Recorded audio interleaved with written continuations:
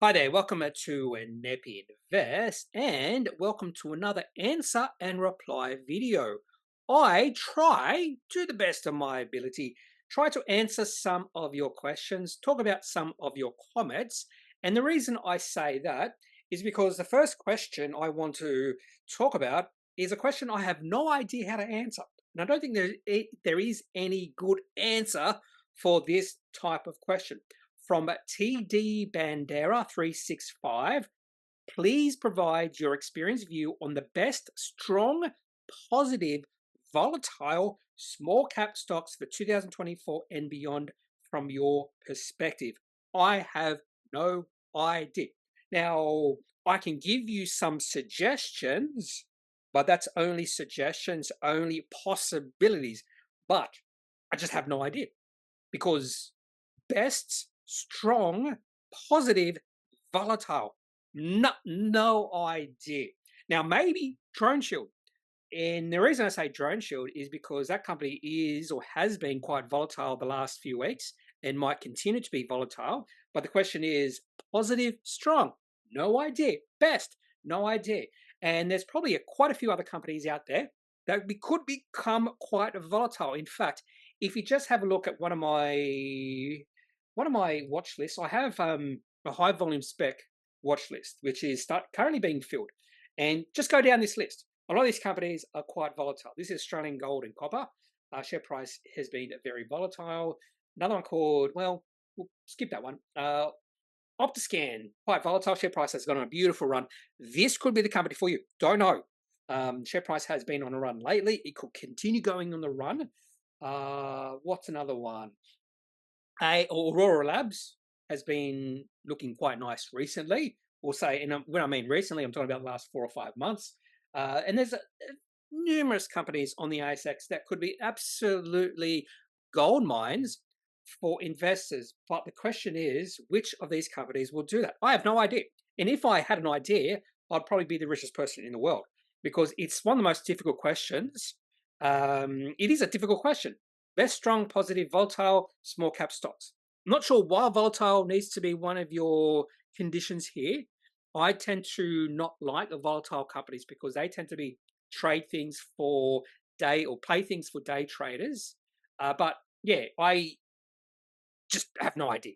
In fact, probably the best performing companies for the rest of 2024 could be companies that are not even on my radar right now.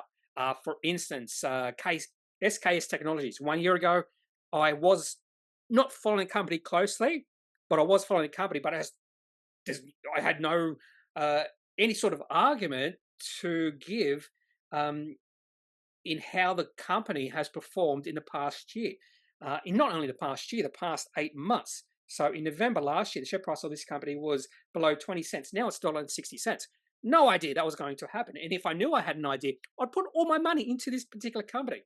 And then again, I'd be the richest person in the world if I had an idea, a really good idea. So no idea. I can give you numerous suggestions, and the probability of a few of those suggestions actually becoming true to this particular question, it could be 1 out of 20, 1 out of 50, it could be 0 out of 50, or it could be 10 out of 50. Just no idea. So I'm not going to give you any suggestions because it's a really hard question to answer. So thank you for that, TD Bandera, who had another question following. What is your view on copper, on when copper and lithium stocks, in particular IGO and Aries Resources, will have reversion and recovery in stock prices after commodity price plummeting, and if these stocks are to hold for the long term? I have a very simple answer to the last bit. Are these stocks to hold for the long term? My simple answer to that is no. And in my opinion, mining companies are not long-term holds because the share price and the performance of that company is beholden to the underlying commodity.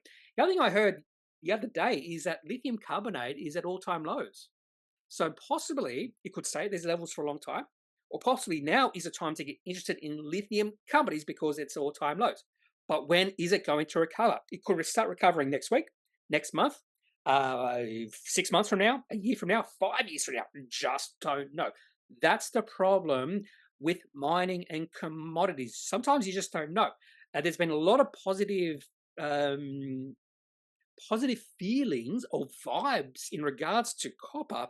But in the last 2 days, we have seen significant economic data being released from the United States that has put pressure on copper prices because Dr. Copper or copper in itself is in a way related to the state of the economy.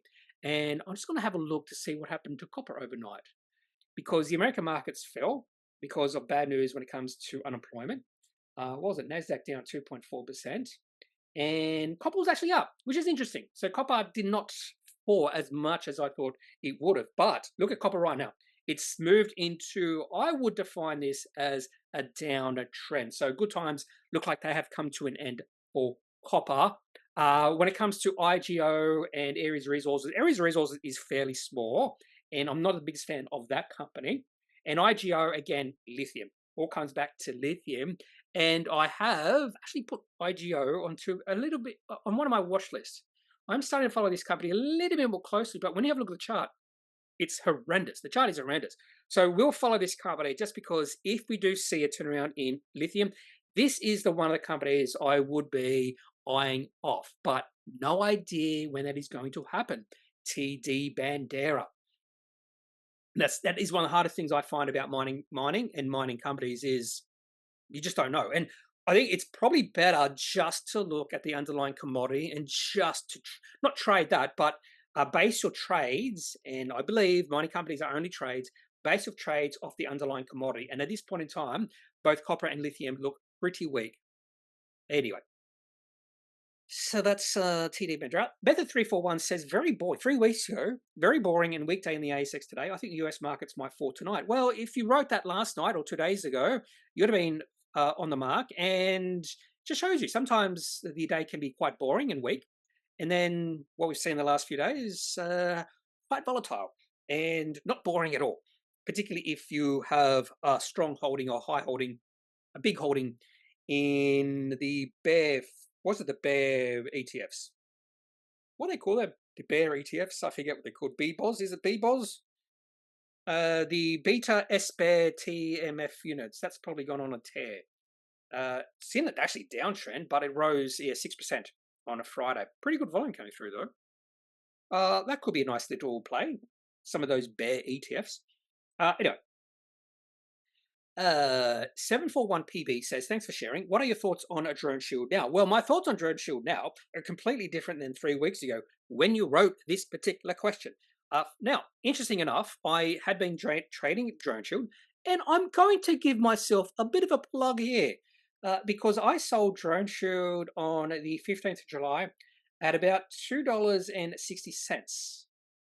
I didn't completely sell out. I sold out the majority because at that point in time, the share price was in a really nice uptrend, but I don't know. I was getting a little bit nervous about the enthusiasm in Droneshield and just the chart. It just looked too vertical. It was just getting a little bit too hot for my liking. And then it was just by happenstance or chance. The next day after I sold, the share price fell 22.3%.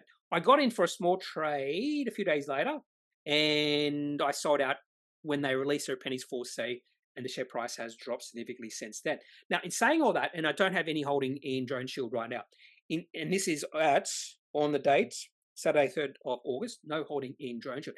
However, in saying that, they've just done a capital raising.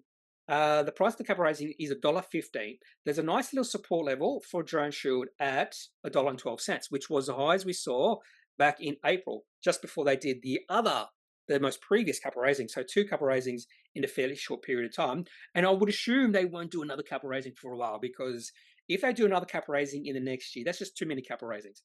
But the share price is right on that level. So this is a support area for Droneshield. Now, my concerns now on Droneshield is because what happened on the American markets overnight will translate to the Australian markets on Monday, and Droneshield could fall further. But you would think the capital raising price, $1.15, should be a support area. This level at $1.12, the whole highs we saw in April, should be a support level. So this should be a support area for Droneshield. But overall weakness in the market could drive Droneshield share price further down, because the market cap of Droneshield is still fairly high, $900 million. And of course, the argument would be, does the financials justify and financials and potential of the company justify the current markup? And that's probably another argument. But I would only trade Droneshield right now because there's just too much. If you went to hot copper, I wouldn't be surprised to see Droneshield being the most the most. I think they have a little section in hot copper where they talk about the most talked about. They list the most talked about companies in hot copper, and it wouldn't be surprised to see Droneshield on top of that list. And that actually does make me a little bit nervous. I like to invest and trade companies that aren't talked about on hot copper all that much. I get a little bit nervous when everyone's in the company. And that's what I feel like when it comes to Droneshield. There's just too much chatter about this company. Now, so that's what my thoughts are on Droneshield on the 3rd of August, 2024. I was going to say 23, but nothing like nothing like wrapping up the day with some nep on your mate. Thank you, Dwyskeez. Oh, this is an interesting one. Blacktop images. What do you think about CSL? So I have a long-term holding in CSL. I am also trading CSL. We'll have just a quick look at the chart.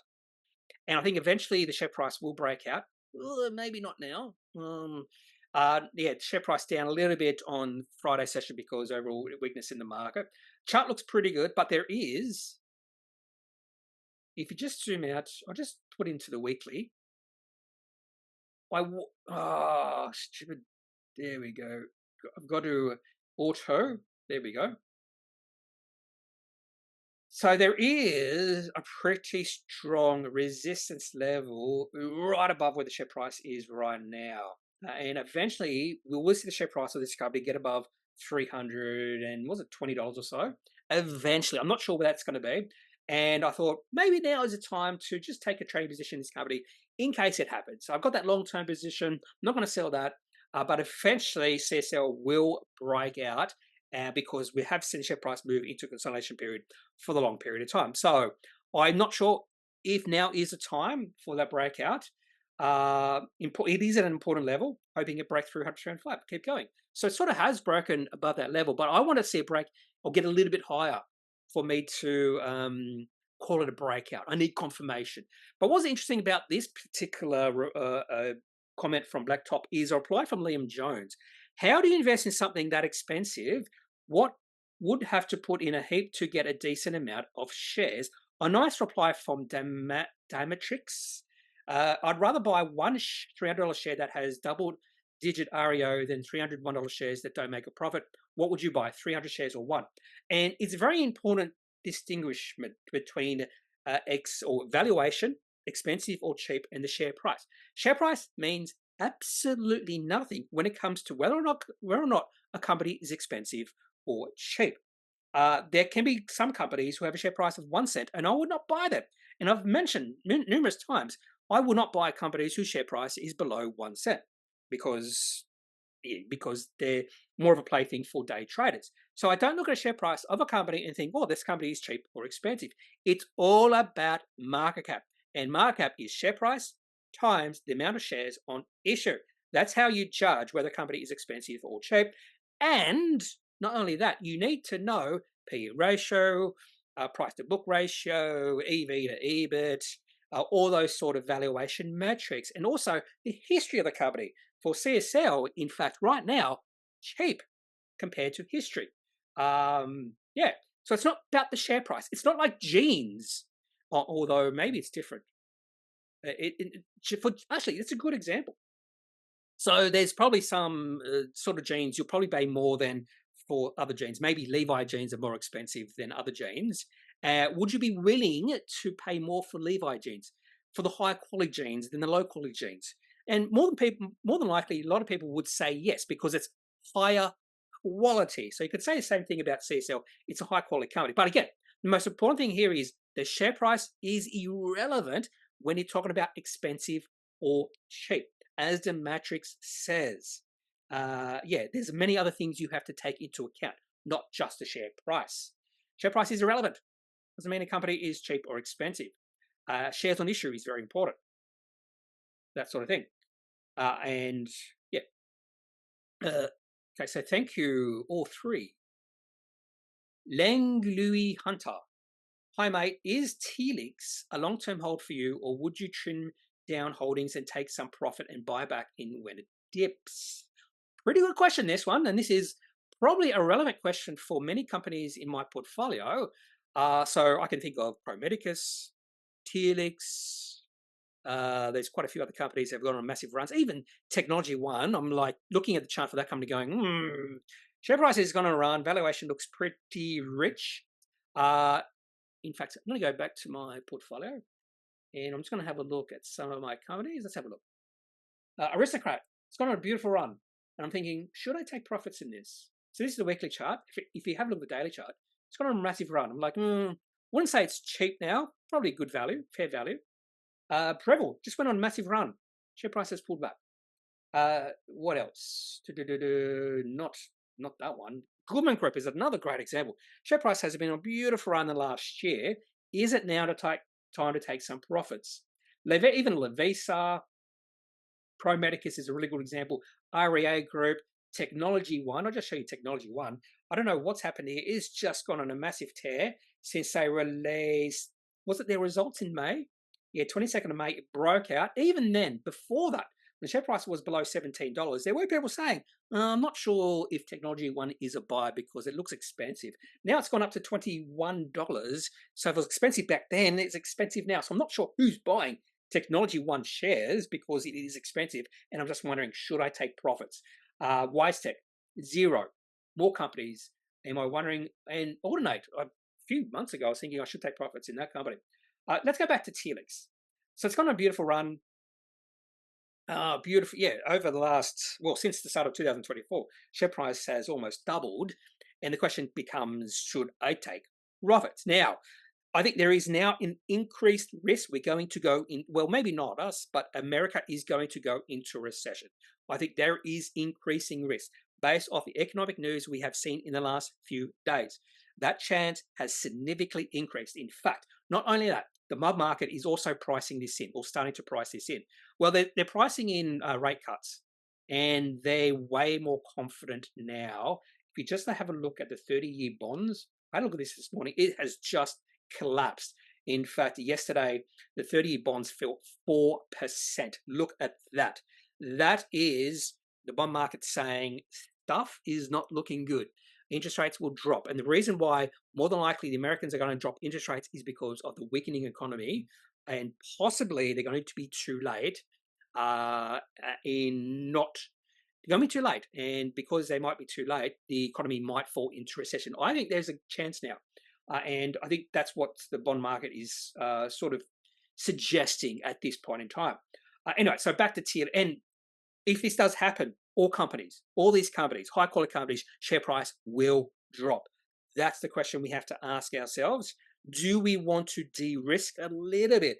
And there's a problem with doing that. If you go down that road, if you're wrong and you de-risk, you might sell out of some of these companies and the share price might not drop. Share price may not dip. That's the thing. And I'm sure there's going to be some people out there saying, well, just hold, or you let your winners run. Hold these high quality companies for as long as possible. And I think there is definite merit to that. But you can still de-risk. And I probably will increase my cash over the next few weeks because I believe there's now a higher risk that we might see a significant bear market. Doesn't mean you want to sell out of everything because I'm not confident, don't have that sort of conviction. But I believe right now is a good time to increase your cash. So maybe find some of your lower quality companies. Maybe a company like Pro Medicus is a good time to take profits because what's the upside from here? Pro Medicus is probably a perfect example, in my opinion. Telix is a little bit difficult because it has a significant run rate for growth and it's probably more defensive. But Pro Medicus has a market cap, actually probably, I won't mention, market cap of 15 billion, has a PE ratio, according to TradingView, of 216. What's the upside here? There's not going to be much multiple expansion from here, although I probably would have said that a year ago. Beautiful chart here. And another thing you could do, and this is what I've been thinking of, is just play the charts, just trade the charts. If share prices start moving into downtrends, that's when you sell. At this point in time, Pro Medicus chart looks pretty good, and I would be ruining the day I sold out of Pro Medicus to take profits because I thought it was going to dip. Same thing with Telix, and the share price never dips. And I go, oh, why did I do that for? So at this point in time, I am conflicted because I am seeing what's happening in the economy over in America. I'm thinking things are starting to look a bit dicey, and should I sell some of my profits like Pro Medicus and Telix Pharmaceuticals? More than likely, I'm going to hold on to Telix Pharmaceuticals because I don't think there is an argument that it is expensive. I think it's really hard argument for that company, but I have been thinking about it. Legitimate. So 3 weeks ago, I probably wasn't thinking about it as much as I am right now. Sham G33, TM1, another resource stock worth following. One possible reason for failed these breakouts is traders holding and becoming trapped in a downtrend, then selling out during big rallies. Yes, consolidation, 3 months highs, and positive financial news along with some of these rallies to check out that trap should be enough. That's exactly what I'd like to do. I like consolidation periods, 3 months highs, positive financial news.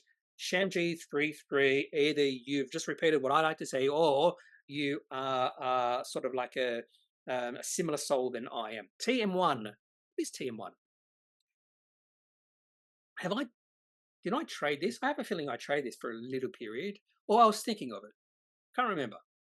It did look promising, TM1. Yeah, about 3 weeks ago. It was a really good day on the 20th of June.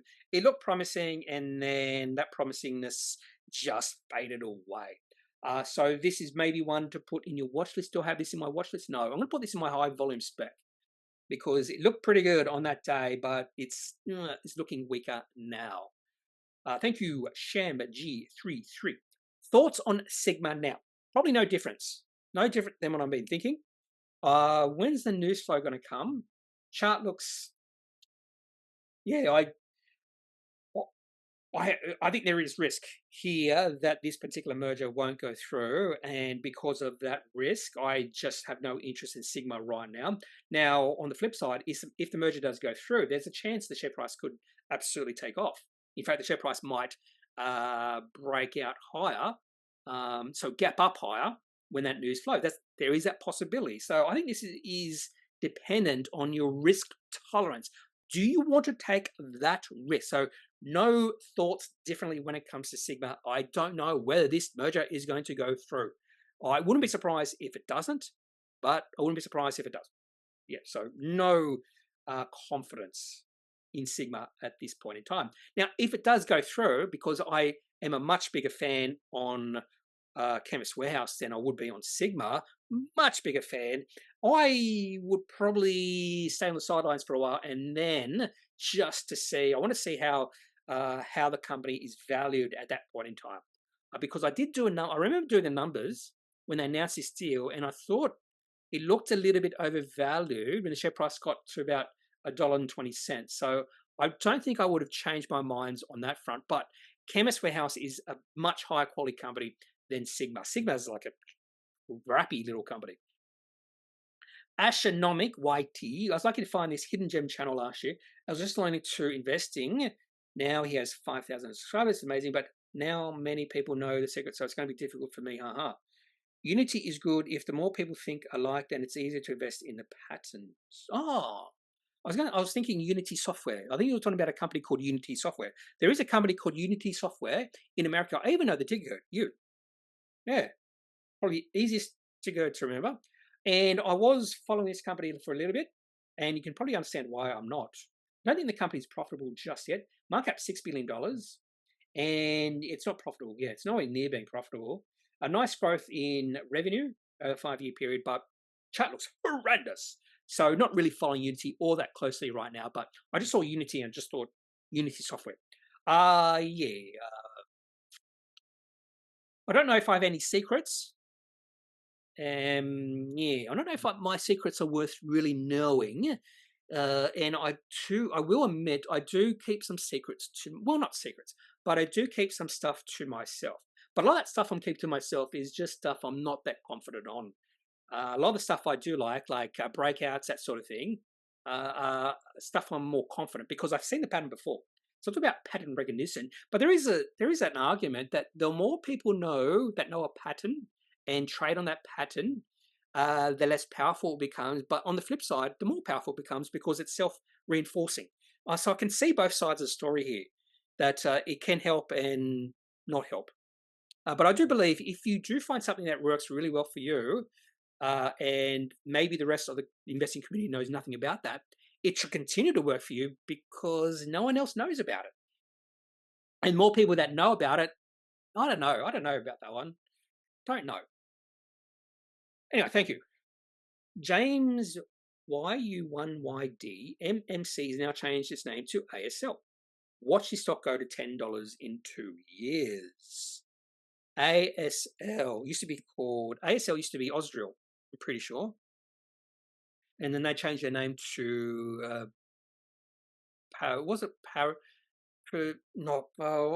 Peregrine changed the name to Ausdrill, then changed the name to, and I should know this because I took it into Parenti. I'm pretty sure it was Ausdrill. Let me just verify that. Formerly Parenti Global. The way to know this, sometimes Market Index will have the old names here. But if they don't, sometimes all you have to do is just go back into the announcements. Let's go all the way back to, well, they have a lot of announcements here. I'm pretty sure this used to be called Ausdrill, but I'm not sure when. Yeah, it was Ausdrill. Yeah, Ausdrill. Here it is. Ausdrill announces Chief Financial Officer resignation in 2019. They might have made an acquisition or something like that, and they changed the name for Ausdrill to Parenti. And I'm pretty sure they had a tick code ASL. I'm pretty sure they did. ASL, yeah, Ausdrill, ASL. So they gave up the ASL tick code to change it to PRN. And now we have ASL, which is Andean Silver. And the funny thing is, if you bring this up in, sometimes if you bring it up in TradingView, they have the old Ausdrill chart here as well. But because Ausdrill changed to Parenti, they don't have that problem here. So the Andean Silver Limited, I don't have this in any of my watch lists. Might put this in my mining. Chart actually looks pretty good, doesn't it? I don't mind the chart. A little bit of a dip recently. Nice increase in volume since February. Chart does look pretty nice. I will have to admit that I don't know anything about this company. Will this stock go to $10 in 2 years? I was going to say 10 years and $2, but well, if you have the confidence, hopefully you have some money in this company. I have no idea. No idea. That'd be a nice little 10 bagger, like a 14 bagger, if that happens.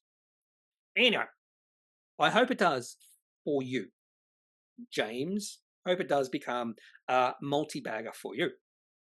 Philip, my best day in ages. PDI sold out of Pointerra a month ago. Though, yes, Pointerra is starting to look a little bit more interesting. Released their pennies for say, and a little bit more enthusiasm in the company. And this enthusiasm is starting to translate to the chart.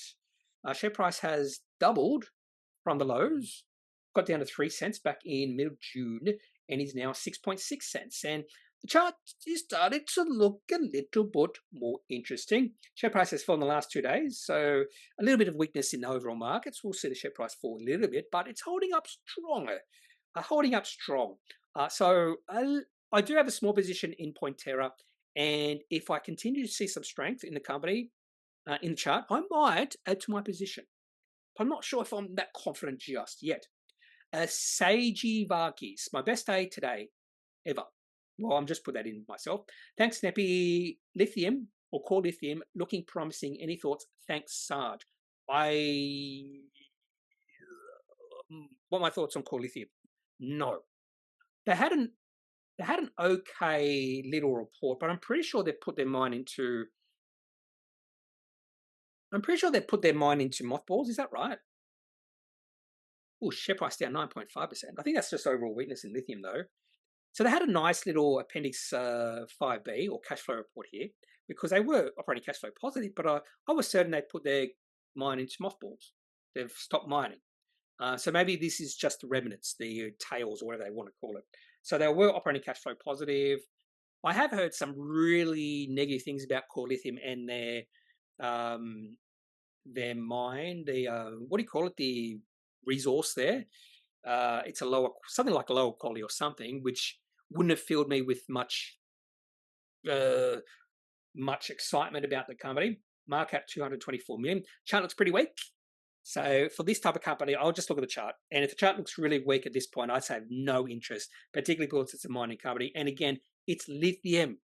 If lithium stays at these levels, core lithium will never make it. And I'm pretty certain on that. So core lithium prices have to start rallying before I'd even think about looking at core lithium. And the share price, the chart just looks horrendous. So at this point in time, if lithium goes on a run, core lithium will start looking more promising, but not at this stage.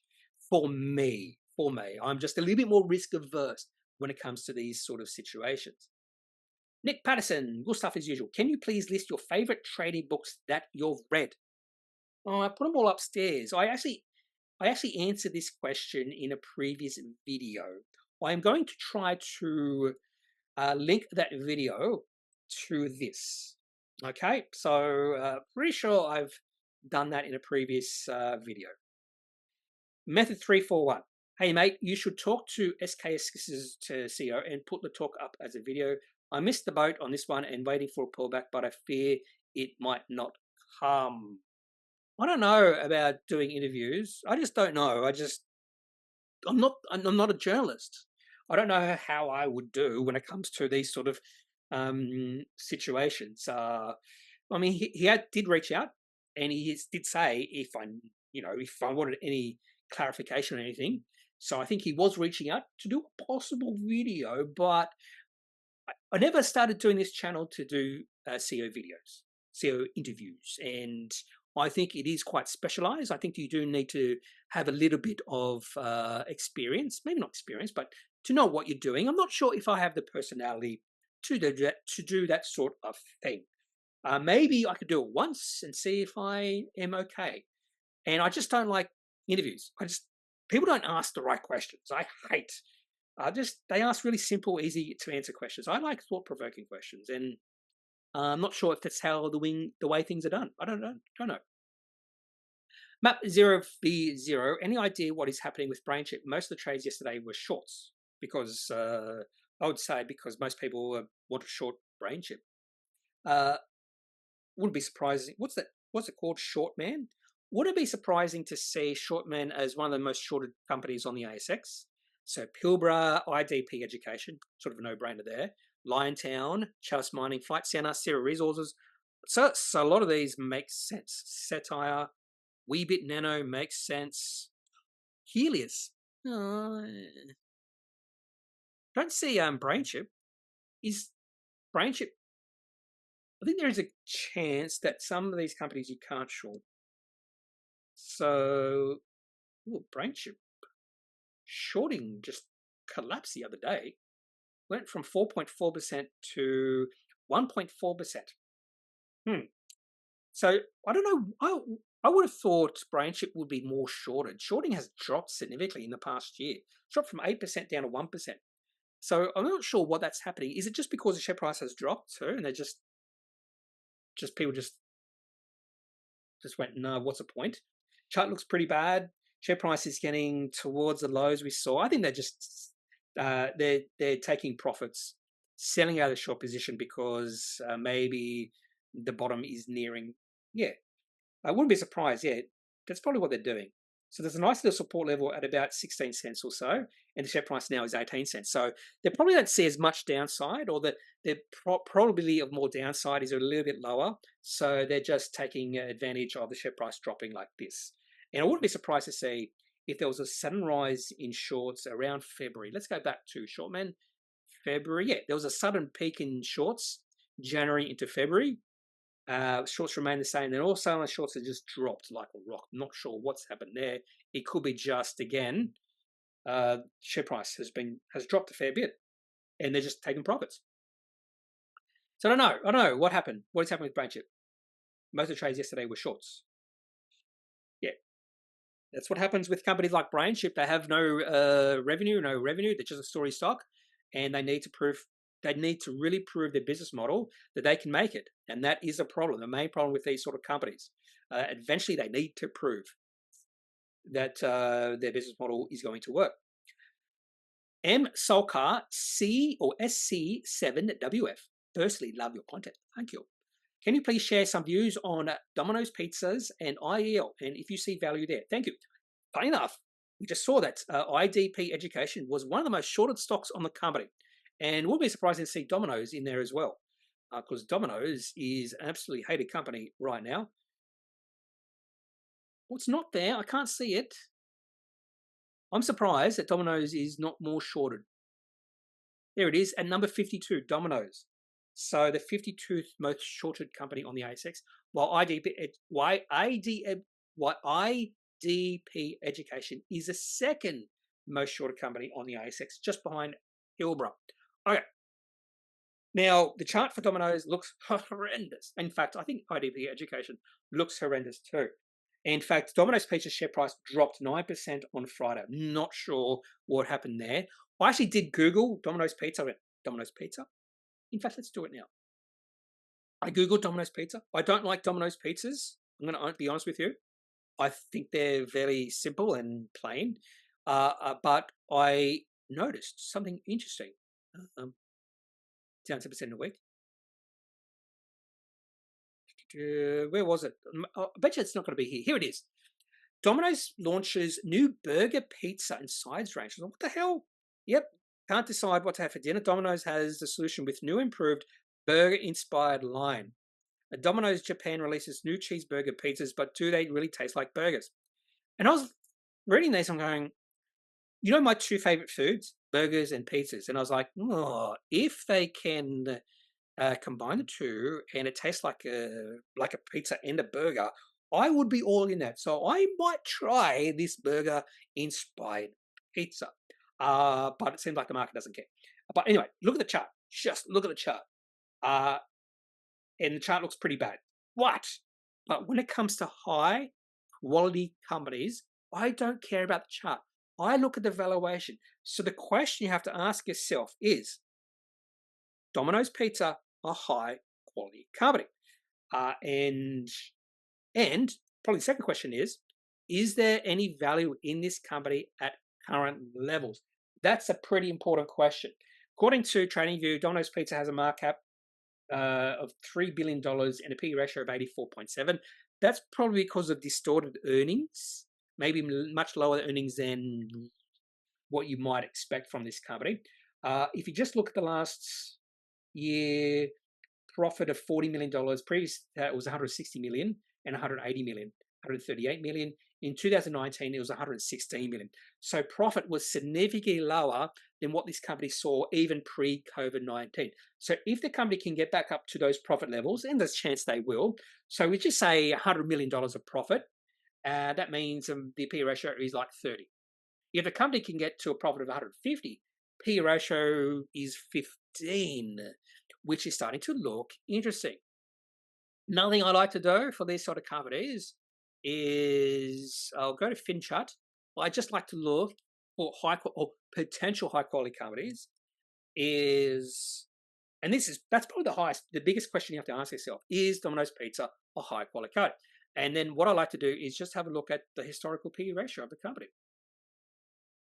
And so right now, 50. But I'm thinking or saying or suggesting, that if the company can get back up to those profit levels it has seen over the last 5 years, because we have seen suppressed profits, if it can, possibly you could argue the PE ratio, right, or the forward-looking PE ratio of this company right now is 15. And if you go back through the last 10 years, the PE ratio of Domino's Pizza has almost always been above 30. So there could be value in this company if they turn things around. So the biggest question is if they can turn things around and if this company is high quality. I do have questions about whether this company is high quality. Last time the share price was this low, or the share price got below 30, by the way, was way back in 2015. Share price of this company is nearly at a 10-year low. So I do think there's a lot of pessimism priced into Domino's Pizza, and definitely chart looks weak, but there's a lot of questions you have to ask yourself about this company, and they have released quite a few negative announcements over the past, in 2024, starting with their results in February. Now, IDP Education, I'm not the biggest fan of this company because, it's IEL, isn't it? Not the biggest fan of this company because, as we have seen in the past, I don't know how long, year, this company and this company's financial performance is significantly affected by government regulations or changes to government regulations and government policies. Significantly affected. And I don't like companies like that. And this company is one of those companies. And I still remember people say this company is really a great company. This was back when the share price was at $32. What a great company. Oh, they've got blue sky ahead of for them, great growth, and the share price has more than halved since then. I'm looking at you, Rudy. Rudy, what's his name? Villa. He used to love this company. Talking about it's the highest quality company in its field, well, high quality company on the ASX. But again, this is what happens when there's changes to government policies. And I'm pretty sure even, I think it was in Canada, they changed some of their policies. Australia, they're limiting or decreasing students coming in the country or something like that. And that will significantly affect the company. But I started to have a look at this company recently because even these sort of companies, I think eventually there can be value. P ratio of this company is 25.7. So just like with Domino's Pizza, if you have a look at the backward looking P ratio of this company, so P ratio is below 25 according to Finet Chat. Let's have a look. Now again, the one problem you have when you do this is looking at the current PE ratio or the current earnings. And there's a chance earnings for the company could halve. I don't know. It could halve. But the PE ratio of this company back in 2022 was 234. Now it's 24. And back in 2016, 2017, the PE ratio of this company was between 20 and 25. So it seems like at these levels, the PE ratio is consistent with what we saw back in 2016 to about 2018. But there's probably heightened risk right now. So I'd probably like the P ratio to go a little bit down. And then the other question is, if you do have a look at the historical numbers for this company, in the last year they had profit of 148 million, increasing from 102. Back to 2019, profit of 66. So I mean, there is potential the profits might come down. If you look at the last half year, profit of 97 million, which was a record half year. So that's the question. What or how is the changes in government policies going to affect the profit and the forward-looking earnings for this company? And then at this point in time, the market is a little bit skeptical. So at this point in time, I'm skeptical as well, but I think there is arguments that IDP education is looking attractive or starting to look attractive at these levels. So thank you, M. Solkar. Ojiki, thanks for responding to my comment. I appreciate your consistency and uploading depth of analysis. You don't come off as a scummy stock picker like some others online. It's refreshing. Well, thank you. I try to refrain from being too biased.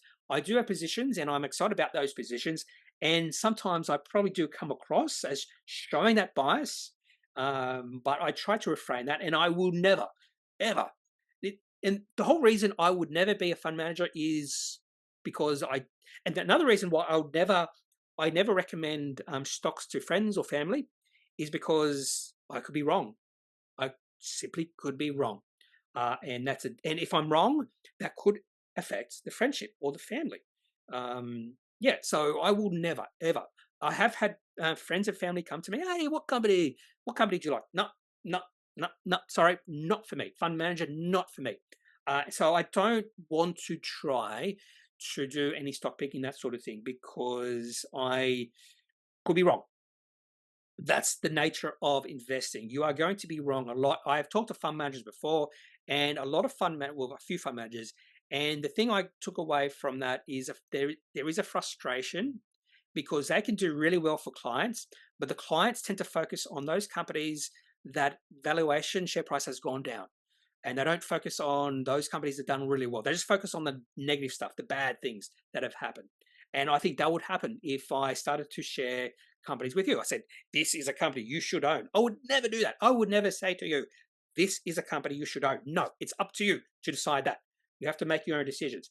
And I think another advantage of doing that is I believe in empowering people to make their own decisions. Another reason I hate those stock picking services like Motley Fool and all those sort of things is because they're not empowering people. In fact, they're dumbing down people, just saying, this is a company you should own, this is a company you should buy, this is a company you should sell. And I prefer to try and empower you to make your own decisions. And one of the ways to do that is just to show you what I do. And you should take what I do, maybe tweak it, change it, maybe apply some of the stuff I do to your own investing strategies and come up with your own strategy that you can apply to your own portfolio. So I like trading, technical analysis. That's not for everyone. And I don't like those experts who say there is only one way to invest. That's the way I invest. I'm looking at you, Phil Town. There's a few others out there as well. He's actually said there's only one way to invest. That's the way I invest. Every other way to invest is wrong, And I'm pretty sure he has a Warren Buffett shrine in his house. I know. And I'm not saying Warren Buffett, the way he invests is wrong. It's right for him. And the way Phil Town invests is probably right for him. But there's many ways to invest, many ways to trade. There's not one way that suits everyone. And I wish more experts would say that. If you have actually said that, there's many ways to make money in the market. You have to find what works for you. And that's very important. What works for you? We're all different. We're all different. We have different personalities. We have different risk tolerances, that sort of thing. And a very important thing is to understand yourself. Understand yourself. Jason Whiteley, Australian dollar rising might be enough to change sentiment. CTD, though their past returns may be attracting more competition. CTD, Corporate Travel Management, is another company that I think could be approaching fair value. Maybe not fair value, good value. This company prior to COVID-19 had profit of 86 million. Now it's up to 78 million. So they're getting back up to those levels. Now the margins have shrunk since 2019, but I do believe there is potential that this company could have better margins, better profits in the future. But there is also that concern, slight concern, there's going to be less corporate traveling. I think some of those concerns are overblown because when companies do make deals, they want to do those deals in person. That makes sense. But eventually, I think there could be that argument that there's going to be less deals in person because, Zoom, that sort of thing, will work and might be enough for some people. But I do think it's overblown. The company looks pretty cheap on a historical basis. Again, back to this, and I've done this now a few times, but it does work. It does work this. Just looking or comparing the company valuation to its past. And I do know Team Invest on Aussie Core, you know those guys, Howard Coleman, Mark Moreland, there's another guy as well. They always look and compare the P ratio right now to historical. In fact, they would say it's in the lowest 25% quartile in historical P ratio, whatever they say. And so they do look at this sort of thing. So P ratio of corporate travel right now, well, I've got to put it in, don't I? Corporate travel right now. Let's have a look. Ratios. I wonder if I could do this without going through this whole process. Just change companies. Now, I'm just looking at P ratios. You can look at other ratios. And sometimes I look at other ratios. Like you can see here, there's a massive spike up in, which makes sense. This is a travel company. And they're probably not profitable a few years ago. So you might look at price to operating cash flow. It's another one. Sometimes I use this, sometimes I don't. And this one, there's a lot of volatility in 2021, 2022, but the price to operating cash flow of this company right now is 14.6. Back prior to COVID-19, the last we saw was 4.1. Yeah, it's just too much. There's too much range here. I'm just going to go back. Can I change the date? Yeah, I want to go back to prior to 2021. So I'm going to go back to June 2020. Yeah, so the price to operating cash flow of this company prior to COVID-19 was as low as about 15. And right now we are seeing this company at similar or lower valuations than what we saw between 2014 and 2019. So there definitely is an argument that this company is pretty good value right now, but I suppose there are some concerns about the future, and those concerns have led to a bit of a discount to this company's valuation. And sort of other thematics about Australian dollar rising, falling, all those sort of things. I have no idea whether that's going to continue, just no idea. So I try to just look at a company and try to ignore all those other macro effects that could have an impact on the company's share price, because I have no idea which way those macroeconomic things are going to move. Karen Shing with a nice little cat. Nice little cat there. 7909 says, I find your videos very educational for a newbie in stock investing like me. Could you please give your views on defense stocks, BIS and CVL? Thank you. Bisalloy Steel and Civic. Well, we'll start off with Civic because that company's share price has absolutely gone bananas recently. Beautiful takeoff, nice increase in volume. This company looks really good. I had a look at the valuation of this company. I went, whoa, hello, valuation. P ratio has now, or is now above 10. Dividend yield of 4.4%. Doesn't have a massive long history. It listed, when did it list? I was thinking, 2019, 2018. Chart, the long-term chart looks really good as well. I had a quick look at this company not that long ago, and I was Civic. Why is it not coming up on FinChat? What's it called? The Civmec. It's not showing up on FinChat. Well, that's really interesting. That's a bit of an error. Anyway, I did have a look at this company not that long ago, and I thought it looked really good value. I thought it was cool. So really good value, plus the chart looks really good. My only concern was I looked at it about here. Share price was $1.12. I went, oh, share price just popped up. Is now the time to take a position in this company? And I was waiting for the share price to pull back and lube it, and it didn't. And I should have taken a position in that company at that point in time. Sometimes waiting for a pullback is fraught with danger because share price doesn't pull back. But even at a share price of $1.26, I see value in this company. I see good. I see goodness in this company. And in fact, in trading view, if you look at the last 5 years of history, nice growth, dividend or profit up to $58 million in the last year. In the last half year, $32 million. So if you just extrapolate that, which is shouldn't do that, this company is trading on a P ratio of less than 10. Less than 10 with a nice little dividend yield. Civmec, I do like. And Bisalloy Steel, chart looks brilliant for this one. Beautiful chart. You can't complain about this chart. Is a good value in this company? Probably less so than Civmec. P ratio 16, dividend yield 3.67%. The company is growing year on year. I had a look at the semi-annual data, and its revenue's flat over the last 3.5 years.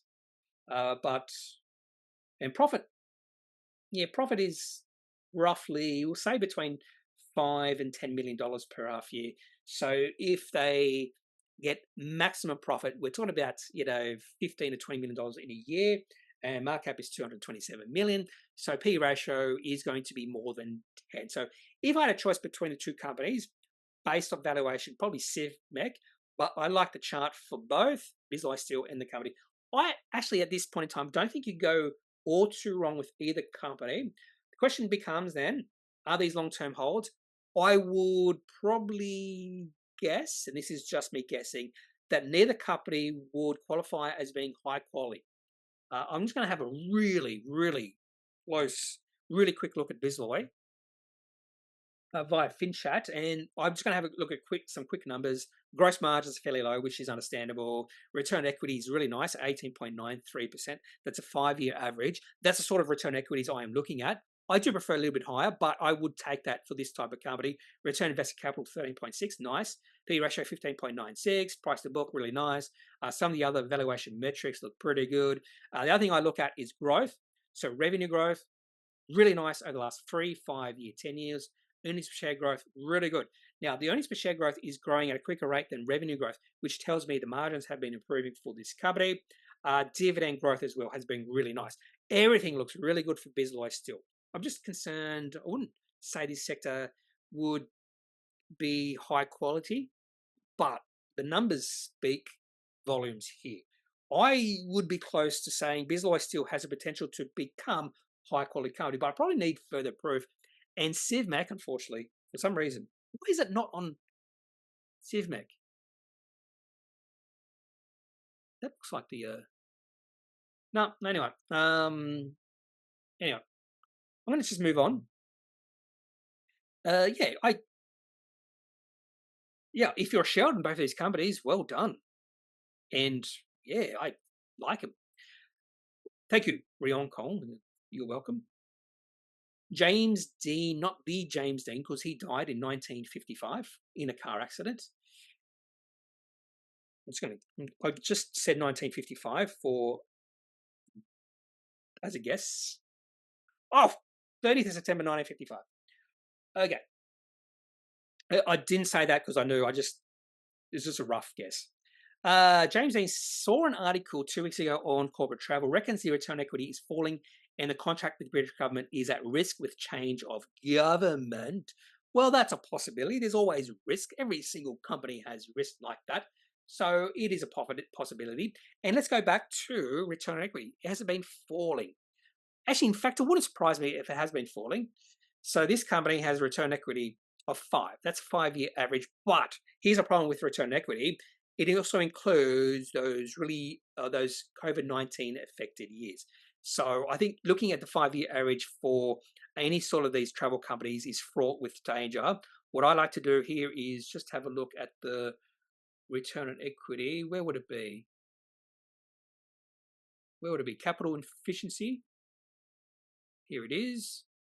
And if we go prior to 2019, this company had a return on equity between 15 and 20, which is pretty nice. It was fairly stable. So yeah, so looking at the return on equity, the last 5 years would be fraught with danger. Definitely has seen a decrease in return on equity, but is that because of COVID-19? So it's probably another argument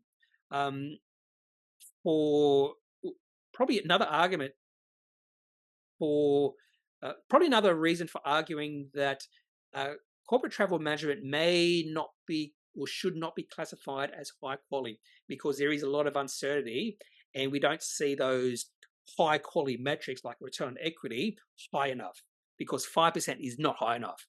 In fact, if I saw a 5% return equity for any company, I immediately put it into the low quality bin. Yeah, so thank you. Thank you for that. I'd love to see that article because, yeah, there's always risks. Every single company has risks.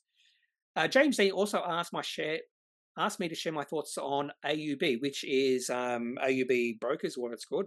Pretty solid earnings per share growth. However, PE is pushing 30 times. I'm a shareholder of this company. I'll just put that. It's in my high quality portfolio. It's a high quality company, in my opinion. Chart looks pretty good. If you look at the long-term chart, exactly the sort of chart you want to see. You always get these little bit of dips. Let's have a look again. And I've always assumed this company to be high quality. I can't remember the numbers for IUB Group. So let's go through some of these numbers. Okay, so gross margins, 46.94%. Does that make sense? Yeah. I also like to see gross margins not falling. So I don't know if gross margins for this company are falling. Now, AUB Group has been quite acquisitive, which does, on occasion, make me nervous. So gross margins for this company have actually been rising. So that's a good thing.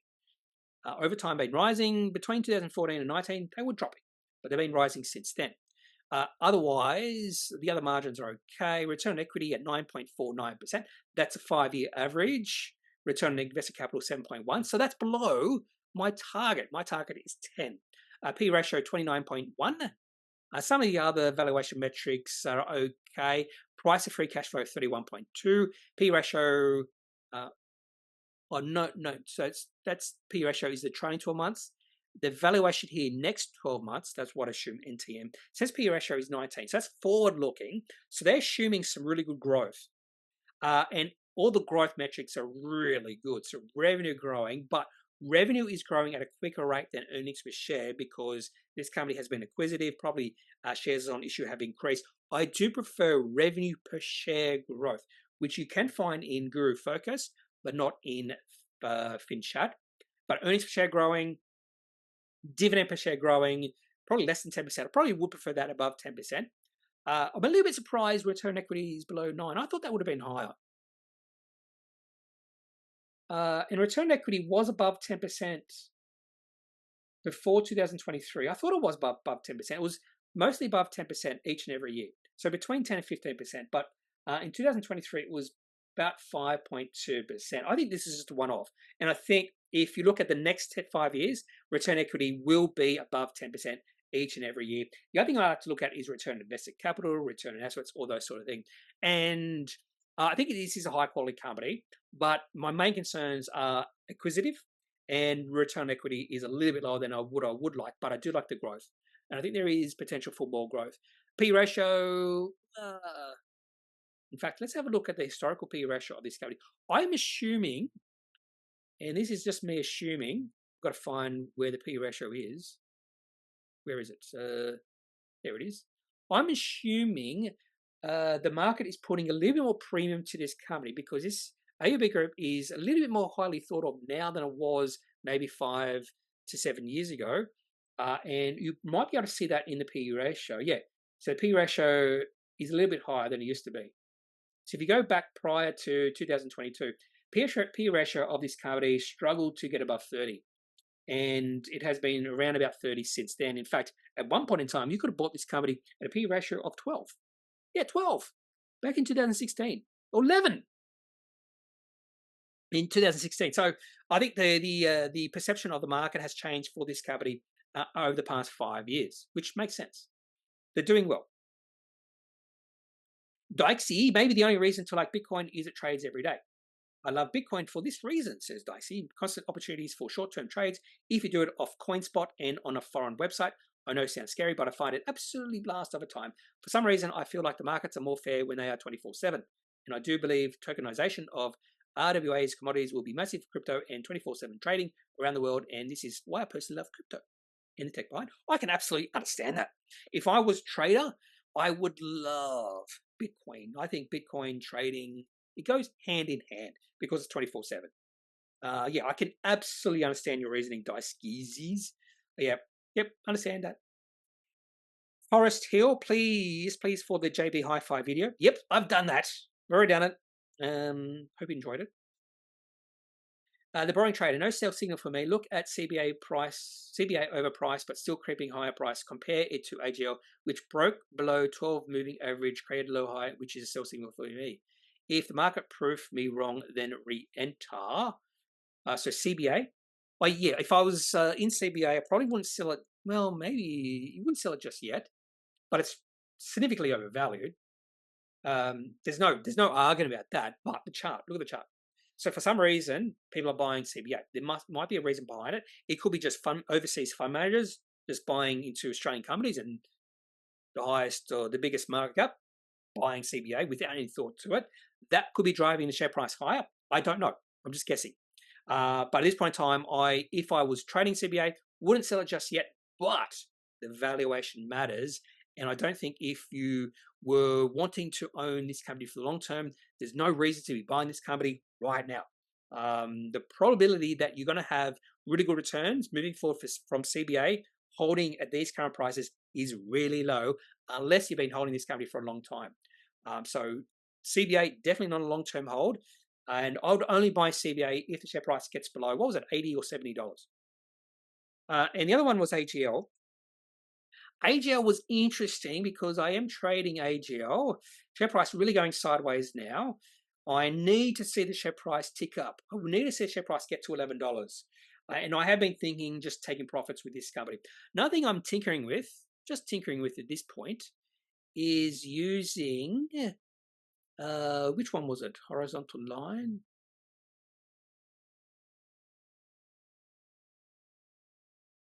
Oh, there it is. So what I'm doing is putting a horizontal line where the share price was 60 trading days ago. And if I don't see any highs in that period, then that's a sell. I'm just tinkering with this at the moment. And you can see the share price of AGL has just been oscillating below that line. So we're really not seeing any trend. You compare that to CBA, and CBA has completely different. Yeah, CBA, look at that, completely different.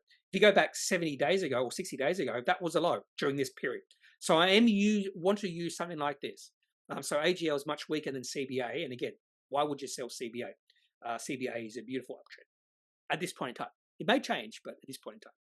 And again, everyone should develop their own rules, their own strategy. For the boring trader, he had a sell for AGL, and I don't think anyone could say a sell for CBA unless they're just looking at valuation. JLanx 872 looks to me like the JB Hi-Fi price on 11th of July broke out of reverse head and shoulders. Pattern started in mid-February. Okay, let's have a look at JB Hi-Fi. This is a contentious one. And this also comes back to valuation. Oh, well, what was it? Let me go back to the question. Broke on the 11th of July, broke out of a reverse head and shoulders. 11th of July, right there. It's like, almost looked like a triple top, almost. And the share price has gone higher from there. Based off the JB Hi-Fi chart, not a sell. Again, valuation. This comes back to valuation. I do think JB Hi-Fi is, you could argue this company is overvalued right now, but the chart, and I would say not a sell at this point in time, just based off the chart. And again, if you go back 60 days ago, the share price then was much lower, and it's got to new highs since then. Yep. Okay, Rahul Kiyan, thoughts on Botanix Pharmaceuticals. Bought when the share price hit the short-term moving average channel in an attempt to improve entry timing on the 2nd of July. So let's have a look at Bot. And this is one company I was trading, and then I went, I don't like this short-term trading. Chart looks really good. This is a longer-term chart. Put my line there, my 60-day line here. The share price only dipped below it for a short period of time. Beautiful uptrend. So this definitely is a trade I would keep. So let's go back to this question. Short-term moving channel in attempt to improve my timing on the 2nd of July. Yep, there it is. Beautiful dip. That would have been a beautiful buy. That's a beautiful buy. Bought on that day, maybe at 32 cents. Now the share price is 36. So you've made 10% since then, if you sold right now. Share price got as high as 40 cents. Anyway. The FDA approval of Softra is a good sign, but I'm trying not to get sweet-talked by the announcements and projections of revenue before this year even ends, thinking this could generate a nice return based on recent announcements and zero debt. But we'd love your thoughts. Simply Wall Street even shows $1 billion in revenue in 2025. That's pretty bullish, but I always have doubts about simple Wall Street. Yeah, I wouldn't believe anything about that. As usual, great video, and the consistency is amazing. What does your average day look like for you to produce this content? Run, walk for dogs, time for your partner, review your portfolio, and work through. So, Botanix. I think I'm out of this sort of trading just because I just don't like it. For me, I don't like it, but I definitely can see what you're doing. And the reason I don't like it is I think you have to be more diligent. You have to be more focused. And to be honest with you, and what I mean by that is, during a trading day, you have to be more focused because a lot of volatility is in these companies. And some of my sell signals are hit during the trading day. I prefer the trades where I can decide at the end of the trading day. And for some of these trades, I can't do that. Maybe you think differently, but for me, no. So I'm out of trading these, although this could be more of a day trader, anything, because the chart looks brilliant. This is a brilliant chart. So this could be more of a long-term trade. But again, this is a story stock. The other thing is, I don't want to trade story stocks, and Botanix is more of a story stock. They may make it in the end, and the company has a market cap of 700 million. So there's a lot of potential already priced in, but the chart looks pretty good. You can't deny that at this point in time. Okay, so on to other questions. What does your average day look like for you to produce this content? Okay.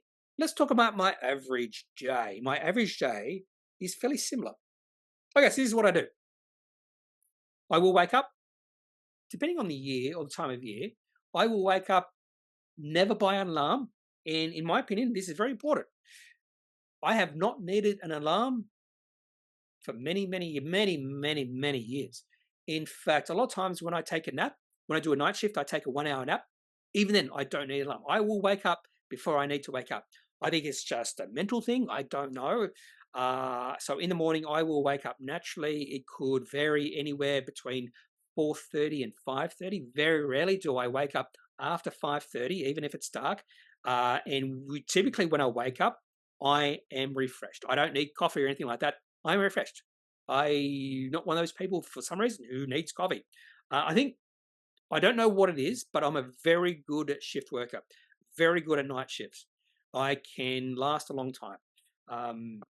I just need that 1 hour nap. I can exist on 4 hours sleep for maybe 3 days. Anyway, so that's just me. Everyone's different. So I wake up, I take the dogs for a walk or a run. Sometimes I'll take the dogs for a walk and then do my own run. I did get injured running in February and now getting over that injury. So I'm starting to run a little bit more because you become unfit pretty quickly. And I'm finding that out. But every single morning, I will take the dogs for a walk. And then, because one of my dogs is getting a little bit older, so I don't want to take him for runs because he doesn't need a run. My other dog is a little bit younger. She likes to run a little bit. So sometimes I will take her for a shorter run. But if I go for a longer run, I won't take her either. I'll do that myself. So tomorrow morning, I do an overtime shift tonight. Tomorrow morning, I'll do a 14K run. Don't have to take the dogs for a walk because my partner will take the dogs for a walk. She only takes the dogs for a walk if I can't. So she'll take the dogs for a walk. I will go for I'm hoping for a 10K run. If I can extend that to a 14K run, I would be happy. But on a normal training day, I like to finish my runs and walks by at least 9 a.m. at this time of year during the summer months, because I tend to wake up a little bit earlier in the summer months. In Queensland, we don't have daylight saving. So a lot of days I will wake up by 5 o'clock. So typically on those days, and because we don't have daylight saving, the markets open at 9 o'clock for me. So typically I like to finish well before the markets open. So at least 30 minutes to an hour. So I'm always in front of the computer by at least 9 a.m. And then at 9 a.m., that period of time, I look at announcements. That's all I do. I look at announcements, might look at Twitter, look at what's happened overnight, do my own looking at some other stuff like personal stuff, sporting stuff, that sort of thing. But I look at or try to find interesting announcements. And then what I do is I have a notebook. Here it is, my notebook. And I write down, mainly write down companies who have released interesting announcements. And then at 10 a.m., I go away not go away, but I do other stuff for the day. I don't focus on the market. Sometimes I have a sneaky look, particularly if a company has released an interesting announcement, and I just want to see how the share price has reacted or the market has reacted. So between about 10 a.m. and about 2 a.m., or 2 p.m., I will do other stuff. I like to watch movies or watch TV shows. For instance, a few weeks ago, I watched The Godfather for the second time. First time was when I was quite young, and I thought it was a little bit overrated. Then I watched it again a few weeks ago, and I went, what have I missed? The Godfather absolutely amazed me. It was a great piece of movie making, and that's what I do. Sometimes I don't watch the whole movie. I'll watch 30 minutes of movie and then move on to something else. I tend to be a little bit more impatient when it comes to movies and TV shows, that sort of thing. So I might do a bit of reading, or sometimes, a lot of days, I will walk to the supermarket. It's up the road, walk to the supermarket. Don't want to drive. Why drive when you can just walk just up the road? So I do that as well. When I do food shopping, it's not all at once, just a little bit at a time, just because it helps me walk. Then about 2, now it's dependent. Sometimes I come back to the computer at 2 because I get a little impatient. I just go, what's happening on the market? I've got to see. Come back about 2, and then I start having a look. I might start recording the video. And now I'm doing very little preparation, sometimes a little bit of preparation.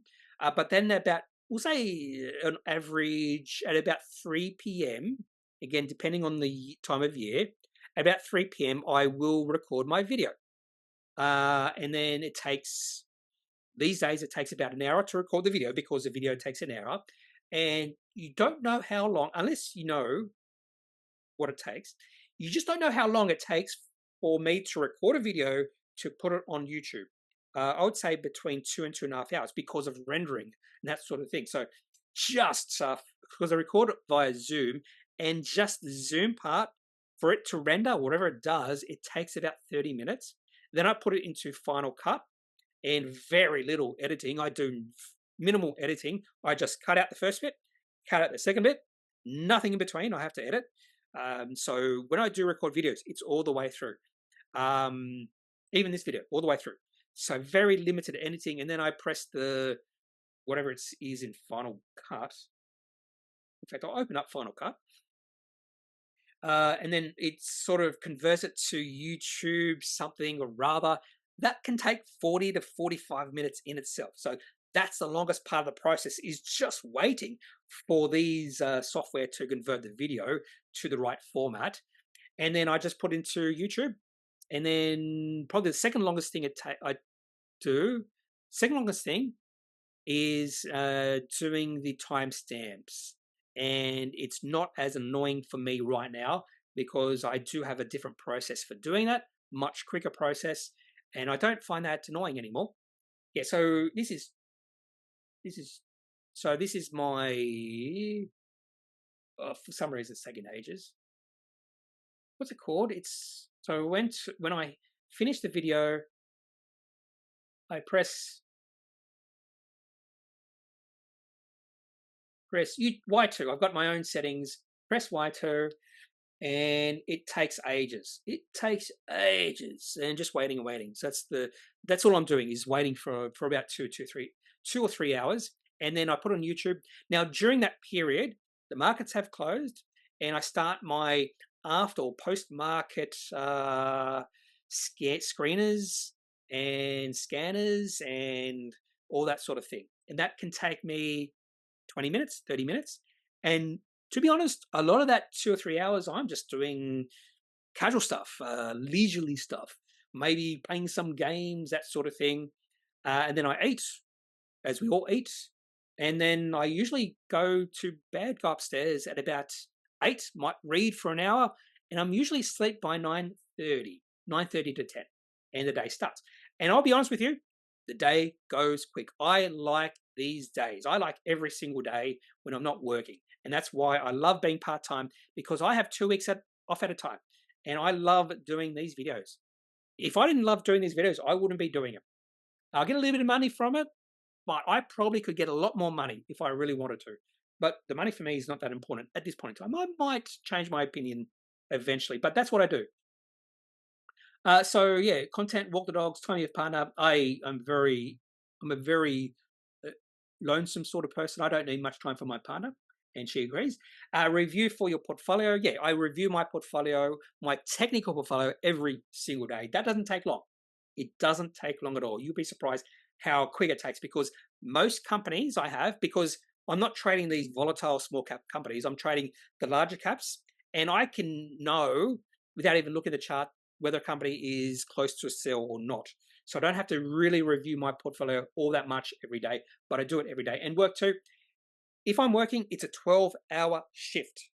And if I'm doing a 12-hour shift in the day, I'll record my video during my lunch break. And I have enough time to do that. If I do overnight shifts, so half my shifts are day shifts, half my shifts are night shifts, and I only work one sequence every 18 days. So 2 day shifts, 2 night shifts, then I have 2 weeks off.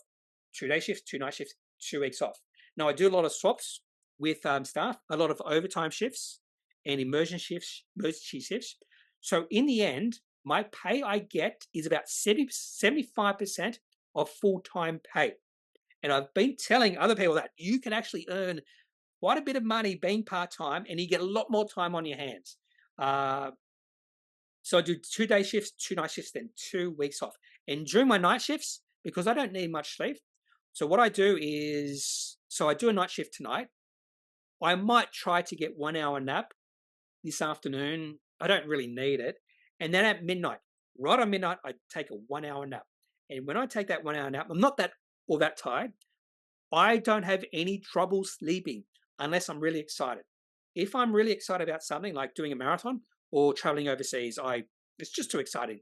Too much excitement, and I do have trouble sleeping. Otherwise, no trouble sleeping. So what I do at midnight, or just after midnight, I take a 1 hour nap.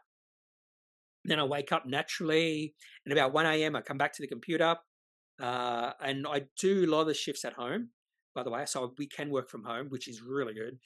And what I do, and what happens after that 1 hour nap, is I'm fine for the rest of the shift. And you won't believe how fine I am compared to other people. And there are some people who are really suited to night shifts, some people who are not suited to night shifts. I am actually perfectly suited to night shifts. because with just a 1 hour nap, I am fine for the rest of the shift. And then after a night shift, I do another walk. Sometimes I'll go for a run. Most people go straight from the night shift into bed and sleep. I don't need that. In fact, after my second night shift, so we usually have 2 night shifts. After my second night shift, I don't sleep at all until that night. Most people will take a nap. They always say, so we have to, what I do is 24/7. So there always has to be someone doing the shift because, funny enough, weather does not stop. Weather is continuous. We always need to have someone on shift to do forecasts, to monitor the weather, change forecasts, that sort of thing. So we always have someone on a shift. And when you debrief the next person on shift, they always say, hope you have a good sleep. I always tell them, I don't sleep.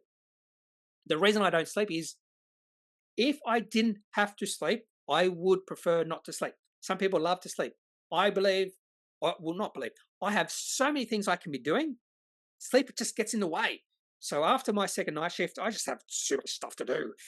Go for a run, check the markets, do some bit of shopping, go to shops, read some books, although I don't like reading when I'm tired. Sometimes I will watch some TV and have a micro sleep. Yes, a micro sleep, which is really interesting. I might sleep for 5 minutes and that's it. That's all I need, which is really interesting. Anyway, so yeah. I would call myself fairly lazy, but when you look at my day, not lazy at all. It's a really good, thank you, Rahul. That's a very complicated and long question. Or answer, not question, answer. Clemru, poor ABB, almost down to the same amount as LIC today. One released an AI technology with a dog character. The other was down for allegedly grifting oldies. So I did buy some Aussie Broadband on this day because I think the market was significantly overreacting, and I'm in the green. I'm in the positive with that. What's happening? Where's Aussie Broadband here? With all these options. Aussie Broadband.